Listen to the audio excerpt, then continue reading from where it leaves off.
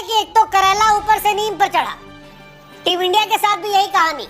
पहला जीता जीता मैच जो है वो टीम इंडिया हार गई, और हारी तो उम्मीद थी कि दुख दर्द पीड़ा शोक संताप से आगे बढ़ेंगे, मैच जीतेंगे, लेकिन फिर खबर आ गई कि जसप्रीत बुमराह जो है वो शायद दूसरा टेस्ट मैच नहीं खेलेंगे। अब बुमराह को घिस घिस के ये लोग गेंदबाजी करवाते हैं, विकेट किसी और को मिलता नहीं है, बुमराह को ही रगड़े रहते हैं। ऐसे में बुमराह साहब की सेहत का ध्यान रखते हुए ये फैसला लिया गया कि दूसरा टेस्ट छोड़ दिए, तीसरा खिलवा लिया जाएगा। लेकिन सवाल ये है कि जिस बुमराह के साथ रहते भी हम नहीं जीत पाए थे, उस बुमराह के बिना क्या हम जीत पाएंगे?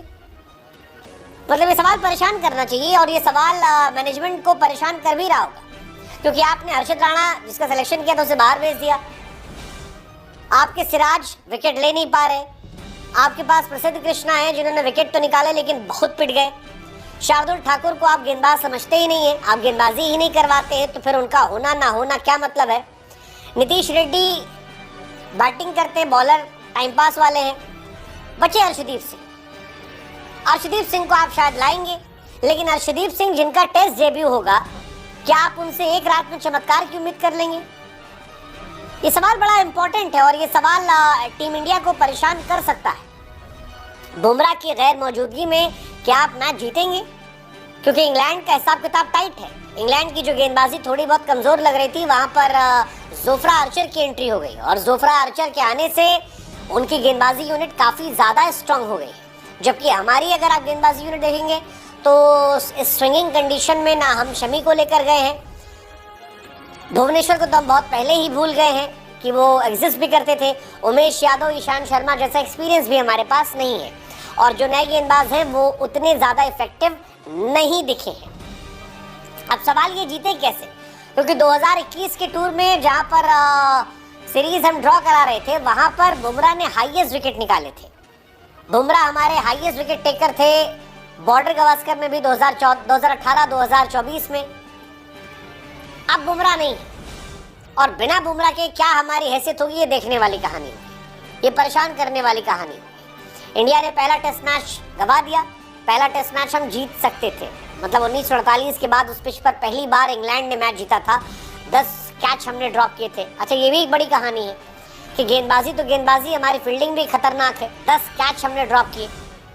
और इंडिया जब पहला देश बन गई जिसने 5 शतक लगाने के बाद मैच गवाया, तो बड़ा डिसअपॉइंटिंग था। और अब जब बुमराह नहीं है, मैं फिर कह रहा हूं, तो फिर क्या कहानी है? क्या बिना बुमराह के आप एग्जिस्ट करते हो? देखो, बुमराह से आपको आगे सोचना पड़ेगा, क्योंकि जसप्रीत बुमराह आप तीनों फॉर्मेट में हर जगह गन्ने की तरह उनको नहीं चूस सकते हो।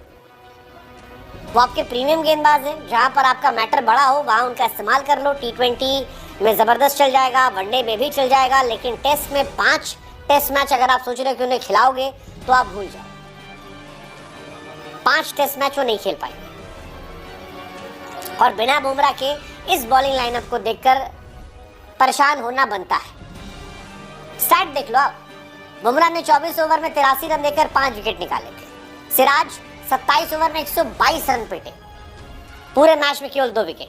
प्रसिद्ध कृष्णा 20 ओवर में 128 रन पीटे, मतलब ये परेशान करने वाले आंकड़े। शार्दुल ठाकुर, उनको गेंदबाजी नहीं करवाते आप। सेकेंड इनिंग देखोगे, बुमराह चलो हटा दो, Siraj 14 over 51 run, Jadeja 24 over 104 run, Krishna 15 over 92 6+ economy, और शार्दुल भी पिटे थे।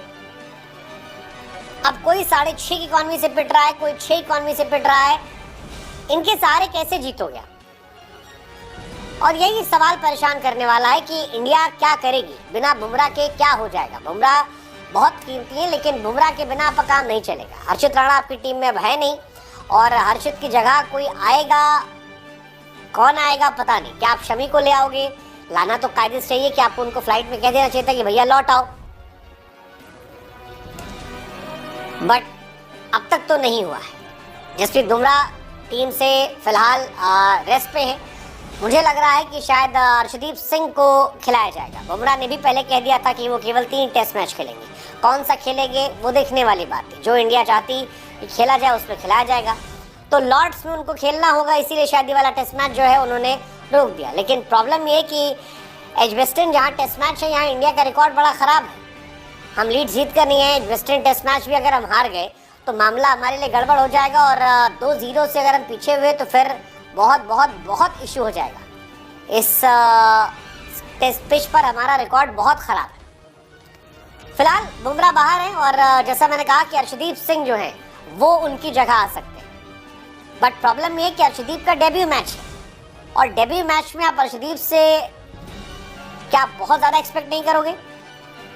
हालांकि किसी के जाना किसी के लिए अपॉर्चुनिटी होता है, ऐसे ही मौक़ों पर खिलाड़ी बड़ा दिखता है। तो लेट्स होप कि बुमराह गए हैं, अर्शदीप आएंगे, वो यहाँ पर असर डाले। लेकिन इंडिया के लिए परेशानी वाली बात है, मतलब एक्चुअली परेशानी का सबब हो सकता है इंडिया के लिए कि बिना बुमराह क्या होगा। और इसीलिए हम कह रहे हैं, एक तो करेला ऊपर से नींद पे चढ़ा।